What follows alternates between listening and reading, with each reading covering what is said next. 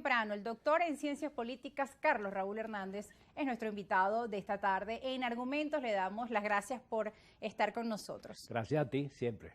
Bueno, Carlos, durante este fin de semana largo, por el feriado del natalicio del Libertador Simón Bolívar, vimos distintos acontecimientos, muchos candidatos en campaña en el interior de nuestro país, así como también anuncios. Desde el estado Guárico se anunciaba una nueva coalición de nombre Vamos entre la Alianza del Lápiz, Cambiemos y el Partido de Avanzada Progresista. Hemos visto dentro de este proceso camino a la primaria y camino a la presidencial, por un lado, dentro de la oposición, diferentes grupos, cada vez son más los que van a la primaria, los que van de forma independiente, pero que también están haciendo como unas nuevas configuraciones. Por otro lado está la Alianza Democrática.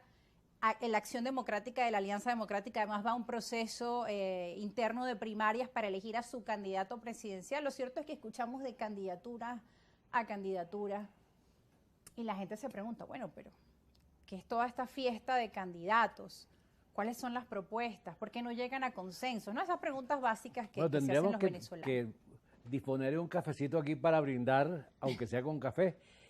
Y yo quisiera tener la máquina del tiempo para retroceder estos años y poner la sintonía en lo que está pasando ahorita, porque la historia de Venezuela hubiera sido muy distinta si la oposición siempre se hubiera decantado por la vía democrática. Si nos hubiéramos ahorrado tantas tragedias, el país sería muy distinto. Bueno, a lo mejor el chavismo estaría preparándose electoralmente con la aspiración de volver al poder después de haber sido derrotados. Tendríamos ya varios expresidentes, tal vez 2 o 3, quién sabe cuántos, que de la oposición, que estarían a su vez tratando de usurparle las posiciones a los que vienen detrás. Es decir, la historia hubiera sido como esas películas de anticipación, películas sobre el futuro. Bueno, sería muy distinto y el país viviría en otras circunstancias mucho más positivas y mucho menos cargadas que las que tenemos hoy. De todas maneras, hay que celebrar que ya todos, prácticamente, todos los anteriormente insurreccionales están en el camino democrático y espero que nunca se salgan de ahí. Aunque de vez en cuando a algunos se le ve una oreja rara, ¿no? Una oreja puyuda como el diablo. Pero yo sé que estoy ya convencido de que no se van a salir nunca de la ruta democrática, a pesar de que este pobre muchacho Guaidó dijo en estos días que pedía nuevas sanciones para Venezuela. Es decir, él es demasiado lamentable y no merece una respuesta. Pero bueno, él ya está en los Estados Unidos y difícilmente pueda incidir de nuevo en la política venezolana. Además que, según las diversas encuestas, y se ha generalizado que la gran mayoría de la población rechaza las sanciones por ser un mecanismo que no cumple el objetivo que pretendía un sector de la oposición, esa inquietud de que, bueno, cambiar de gobierno se logrará a través de un proceso de sanciones que busquen asfixiar al gobierno. Eso no ha funcionado. Es que las sanciones no son ni ha funcionado en las sanciones no son contra el gobierno, las sanciones son contra los venezolanos, contra el país, porque quienes pasan trabajo son básicamente los ciudadanos normales, de a pie. No asfixia al gobierno, sino a la gente. No, asfixia a los países. Pero además, cuando los presidentes son hábiles, bueno, más bien las sanciones lo ayudan. Bueno, ¿cuántas sanciones tiene en este momento Rusia? Y Rusia, las sanciones le han servido para incrementar su creatividad, sus aperturas, para dirigirse a otra parte del mundo, para buscar nuevos mercados. Es decir, ha sido un impulso, va bien a la globalización y a la economía de mercado abierto.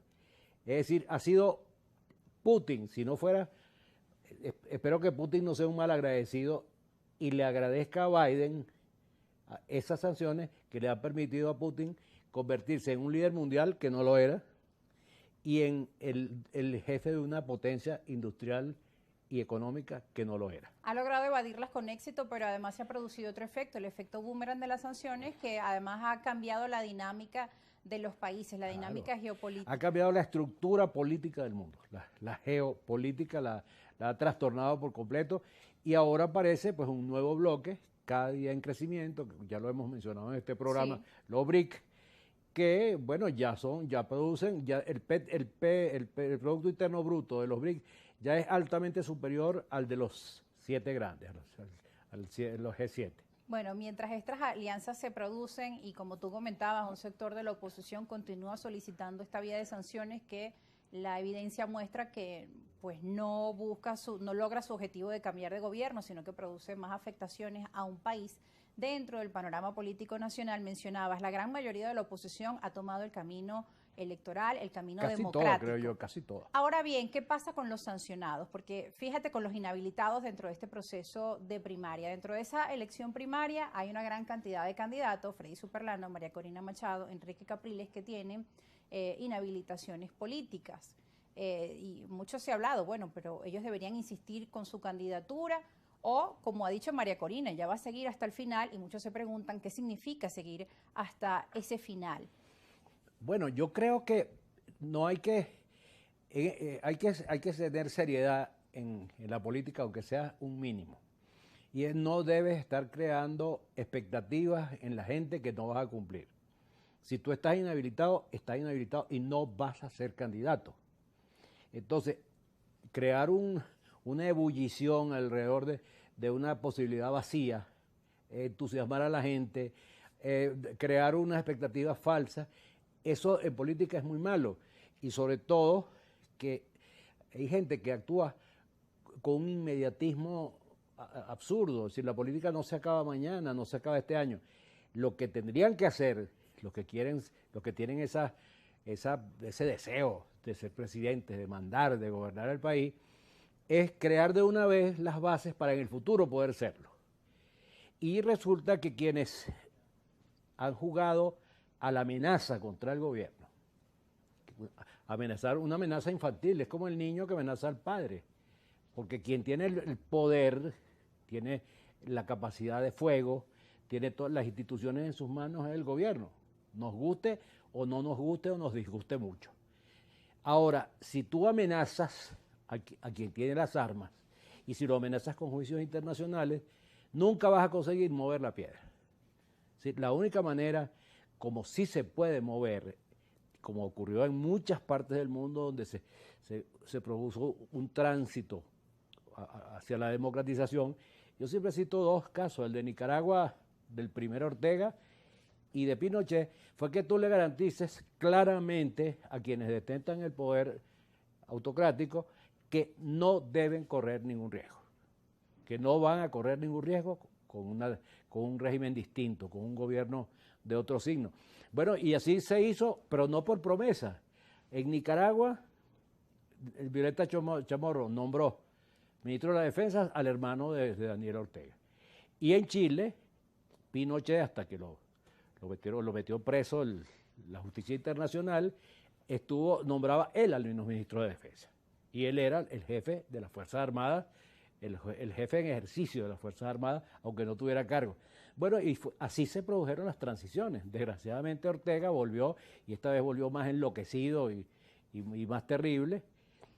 Había perdido toda aquella frescura juvenil que tenía la revolución sandinista y se convirtió en un tirano peor que Somoza, el que tenían antes ahí. Bueno, pero resulta que así es que se hacen posibles los cambios.